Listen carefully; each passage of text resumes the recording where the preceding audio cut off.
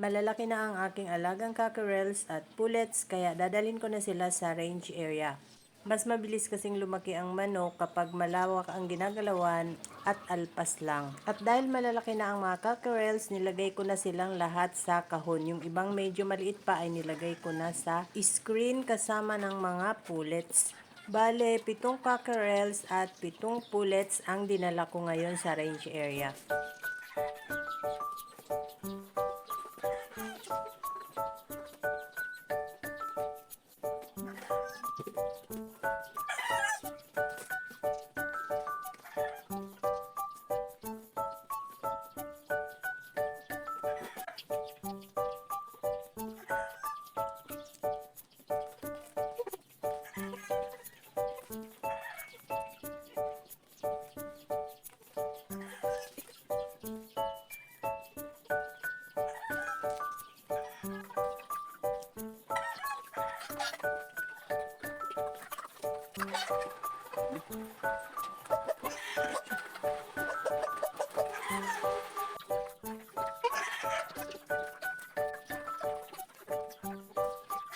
Ililipat ko sa range area.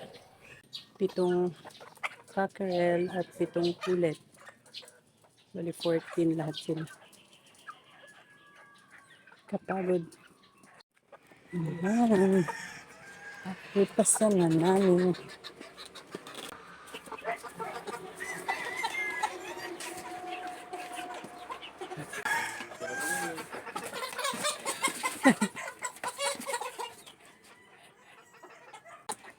Dinadala ko dito pag ano na, yung malalaki na. Para hindi na mahirap alagaan. Yung ano na yun, yung lalaki doon sa screen, nilagyan kong sing-sing sa paa. Pinalagyan ng tanda ni Joseph yan. Yan! Ay!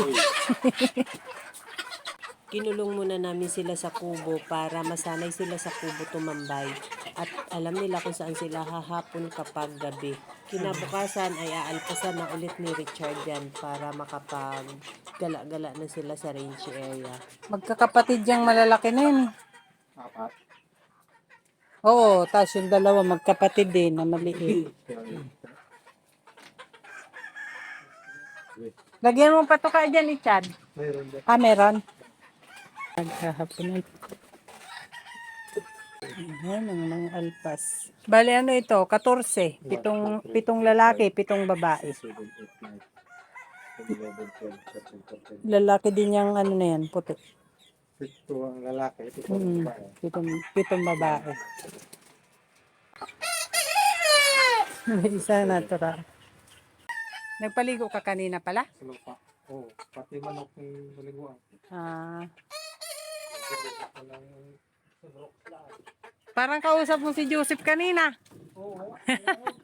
Tapos bago lang, kahit ko, pakain mo na ako. Pero mapinga pa ko na mais. Paano eh? Tagal na kayo nag-usap parang isang oras yata. Ayan na ang mga alpas. Dito na muna sila. Ikukulong muna sila dito ngayong gabi. Para bukas, alam na nila kung saan sila hahapon pag gabi. Ayan.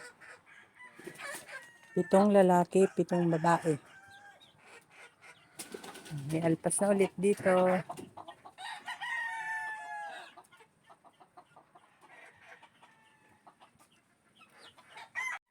Dito daw nangingitlog yung 5K sweater. Ito yung gold, sana mapisa ang nililimliman yun. Malapit na rin si mga mahigit 1 week na lang yan.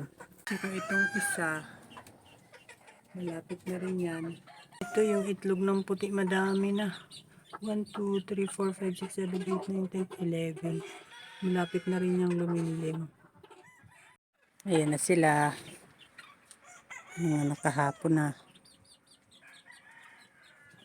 Pinatuka ko na kasi yan bago umalis sa bahay kaya hindi na natuka. Ayan.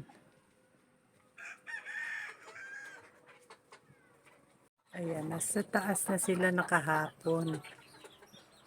Pauwi na ulit ako, guys. Thank you so much for watching. Please like, share, and follow for more. Bye!